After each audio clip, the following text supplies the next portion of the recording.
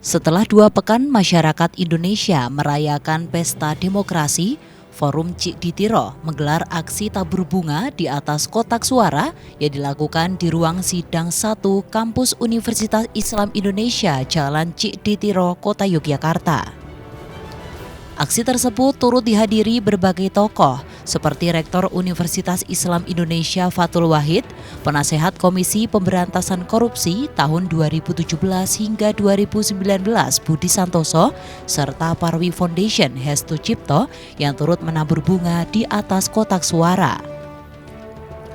Pada kesempatan tersebut, Forum Cik Ditiro juga menyampaikan sikap pasca pemilu, diantaranya menuntut lembaga negara independen untuk mengusut semua kecurangan pemilu, khususnya yang dilakukan Presiden Joko Widodo pada masa sebelum, saat dan sesudah pemungutan suara. Menyerukan kepada seluruh masyarakat sipil menjadi oposisi, setia kepada nilai-nilai kebenaran, anti korupsi, keadilan dan kesetaraan, kerakyatan, perdamaian dan kemanusiaan, serta terus berpihak pada kelompok marginal terdiskriminasi dan tertindas. Dijelaskan oleh inisiator Forum Cik Ditiro, Mas Duki, bahwa aksi tersebut dilatar belakangi karena pemilu 2024 ini diwarnai oleh berbagai macam masalah seperti politik cawe-cawe, politik gentong babi, politik bansos, dan politik patriarki.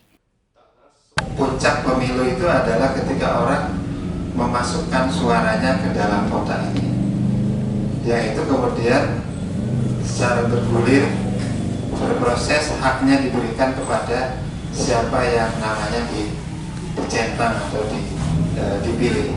Nah, pada saat itulah sebetulnya demokrasi mengalami pembekuan, ya kan, di mana suara rakyat yang dianggap sebagai tadinya suara Tuhan, ternyata di Indonesia itu yang terjadi sebaliknya.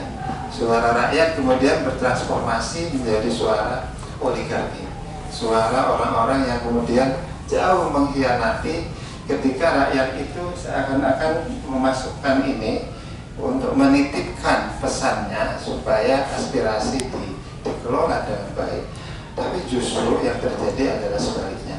Menyimak perkembangan demokrasi pasca pemilu 2024, maka kita bisa melihat bagaimana tontonan demokrasi yang tidak bermartabat itu sungguh luar biasa terjadi di Republik kita ini, yang dilakukan oleh justru tampuk pimpinan negara yang harusnya menjadi contoh dan menjadi seorang negarawan.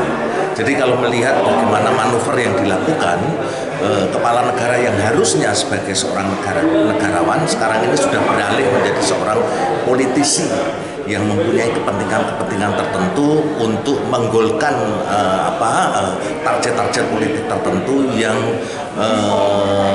justru banyak sekali melanggar berbagai macam persoalan moralitas dan etika.